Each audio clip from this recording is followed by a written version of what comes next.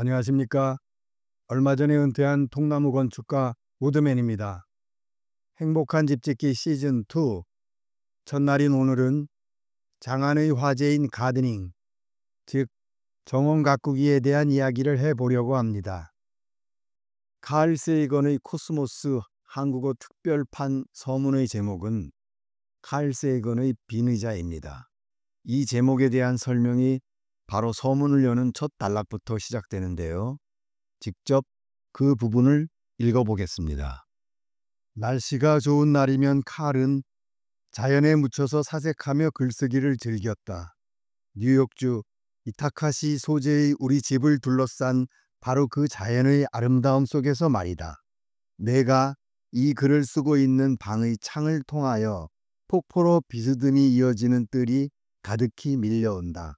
칼은 몇 시간씩 뜰에 놓인 테이블에 꼼짝도 않고 앉아 있고는 했다. 흰색 잡음의 물소리가 만들어내는 음악이 한 가지 일에 몰두할 수 있는 완벽한 환경을 제공한다는 이야기를 내게 하고는 했다. 나와 칼이 잊혀진 조상들의 그림자를 공동 집필할 당시의 일이다. 컴퓨터에서 눈을 떼어 시선을 창밖으로 잠시 돌렸더니 덩치가 엄청나게 큰 사슴 한 마리가 칼의 어깨 너머로 원고를 내려다보고 있었다. 칼은 등 뒤에 사슴이 있다는 사실도 모른 채 자기 앞에 놓인 우리의 원고에만 몰두하고 있었다. 집중하기는 사슴도 마찬가지였다. 칼이 원고에 뭐라고 쓰는지 알고 싶기라도 하다는 표정으로 칼의 어깨 너머를 뚫어지게 보고 있었던 것이다. 폭포에서 흘러내리는 물, 영겁의 역사가 층층이 새겨져 있는 저 절벽, 그리고 사슴을 비롯한 각종 야생 동물들은 아직 그대로인데 칼이 앉아서 글을 쓰던 의자만이 텅 비어 있구나. 뜬금없이 웬 칼 세이건의 코스모스가 등장하는 거야 하는 분들이 계실 텐데요. 그 이유는 제가 이 부분을 읽으면서 그와 아내가 살았던 집, 공간, 앞마당, 정원, 환경 등의 단어를 떠올렸기 때문입니다. 이 글은 그의 아내이자 학문적 동지였던 앤 드루얀이 세이건 사후 10주년을 추억하며 잡지에 기고했던 글인데요. 바로 이 부분을 발췌해서 챗 GTP에게 사파풍 그림으로 그려달라는 프롬프트를 작성했더니 바로 이렇게 그려 보여주네요. 집 앞들의 폭포와 사슴이라니, 야, 이거 싫어합니까? 20여 년 전으로 돌아가 보겠습니다. 40대 초 중반. 그 즈음 저는 통나무 집 짓는 현장에서 일을 배우며 다음 카페를 통해 건축에 대한 상상력을 나날이 키워가던 때였어요. 그 초기에 작성한 짧은 에세이 몇 편의 제목을 보자면 이렇습니다. 경치만 파먹고 살 작정인가? 거실은 꼭 필요한가?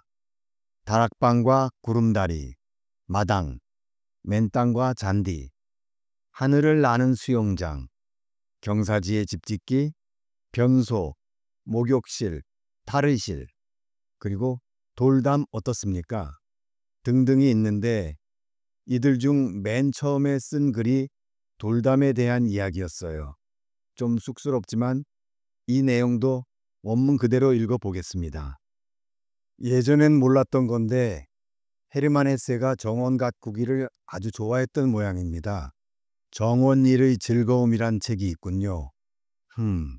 역시 하는 느낌과 동시에 노년의 그가 꽃나무를 손질하는 모습, 물조리를 들고 정원 잔디밭을 걸어가는 모습을 상상해 봅니다. 나간읍성 마을의 돌담을 떠올리실 수 있습니까? 제주도 민가의 돌담은 어떻습니까? 혹시 안국동 한국일보사 건너 미국 대사관의 새로 만든 높다랗고 육중한 돌담을 보신 적은 있으신가요? 스스로의 힘만으로 무언가 만든다는 것은 짜릿한 쾌감을 줍니다. 많은 분들이 직접 집을 짓고 싶어 하는 억제할 수 없는 욕망은 이 때문입니다. 더구나 규모의 주택을 혼자 짓는다는 것은 그나마도 가능하지 않습니다. 아쉽지만 어쩌겠어요. 집은 그렇고 돌 담장을 직접 만들어 보는 것은 어떻습니까? 무리하게 개울가의 돌을 가져올 것도 없고 일부러 네모 반듯하게 잘라서 궁궐담처럼 할 필요도 없습니다. 싸고 좀 굵은 잘게 부수기 전의 발파석을 우선 2트럭 정도 옆마당에 부어 놓으십시오. 그리고 시간이 날 때마다 손수레로 나누고 마치 돌탑을 쌓듯이 조금씩 조금씩 쌓아 보십시오. 좀 큰 돌 밑에 작은 돌을 받치고 때론 흙을 부어가며 때론 몰타르를 섞어가며 운동 삼아 그렇게 하십시오.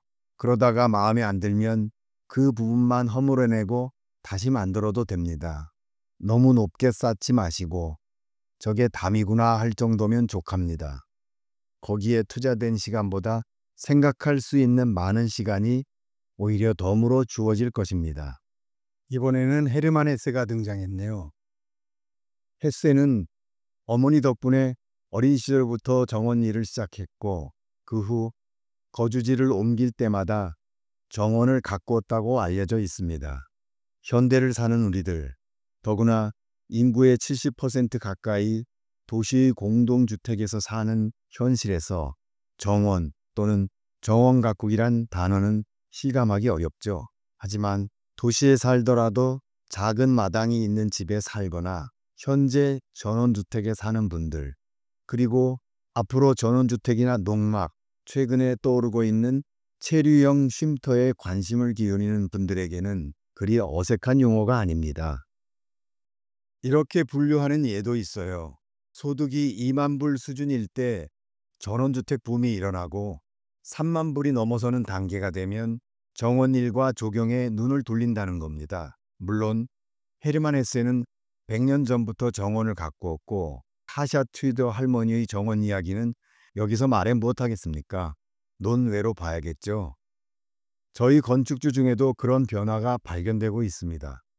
제가 첫 집을 맡아 지은 때가 2007년.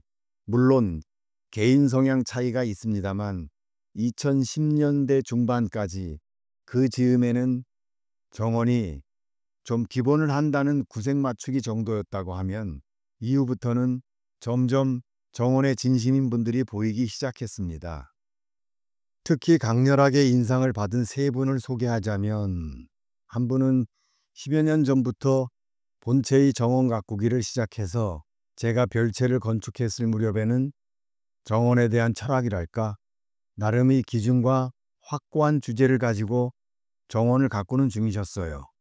진보하다라는 말과는 삼천리 정도 거리가 있을 정도로 특이한 이끼류 식물과 관목들, 아기자기한 정원의 좁은 길, 세월의 때가 묻은 작은 자연석으로 쌓아 올린 돌담, 전체적으로 아담하면서도 고즈넉하다는 느낌을 받았습니다. 텃밭은 작은 자연석을 쌓아 올린 윗마당에 아주 작게 자리 잡고 있었고요. 아, 정원의 주인은 안주인이세요. 두 번째, 역시 안주인이신데요. 이분은 점심 식사 후 2시경에 출근해 밤에 퇴근하는 일상을 반복하고 계세요. 그럼에도 매일 새벽 6시부터 점심시간 전까지 4~5시간 동안 마당을 이리저리 다니면서 정원 일을 하십니다. 한편으로 조경에 대한 공부를 하면서 전체 배치를 구상하고 낮은 둔덕을 만들고 나무와 화초를 심고 손수레에 직접 흙과 돌을 담아 나르고 어떤 때는 무릎으로 기어다니면서 조경 판석을 깔고 모래를 세우는 등 생 노가다도 마지 않는 타입이세요. 물론 정원 일을 직접 한다는 게 뒷짐지고 지시만 해가지고 될 일은 아니지만요. 그리고 이 안주인의 남편이 전업 농부시라 그냥 농사짓는 논밭이 있을 뿐 따로 텃밭이랄 것은 없는데, 아, 맞아요. 정원 일만이 아니라 가끔은 남편의 농사일도 돕고 남편의 소 키우기도 틈틈이 보조해 주어야 한답니다. 언제부턴지 손에 흙 묻히는 것을 싫어하는 게으른 저로서는 혀를 내두를 만큼 부지런한 두 분에게 그저 대단하다는 찬사를 보내는 것 말고는 달리 뭐라 표현할 적당한 방법이 없더라고요. 또 다른 한 분은 집 지을 때 이미 작은 연못까지 갖춘 정원이 있었어요. 그리고 조경석으로 구분된 약 1.5m 아래 100여 평 정도의 땅에는 돌과 판재를 가지고 일정한 크기의 블록으로 구분해서 각종 야채를 종류별로 키우고 있는 텃밭을 일구셨는데, 이 텃밭을 돌아다니기 좋게 구획마다 통로까지 아주 단정하게 만드셨더라고요. 그런데 어느 날 다시 방문해 보니 그런 텃밭이 온데간데 없이 사라지고 징검다리까지 놓인 아주 작은 연못과 자연석을 쌓아 만든 역시 작은 동산들, 거기에 낮은 키의 나무와 각종 화초류를 배치한 정원을 만들고 계셨습니다. 매일 조금씩 서서히 완성해 갈 생각이라고 환하게 웃으면서 말씀하시는데 얼굴 가득 만족감이 드러나는 표정이었어요. 정원을 직접 조성하고 매일 가꾸는 재미가 텃밭을 읽을 때와는 많이 다르더라는 거였습니다. 그야말로 정원 가꾸기에 진심인 이 세 분들로부터 받은 공통적인 느낌은 내 손으로 직접 창조적인 일을 하고 있다는 뿌듯한 만족감, 말하자면 순간순간 성취와 보람을 느끼는 일상을 살아간다는 것이었어요.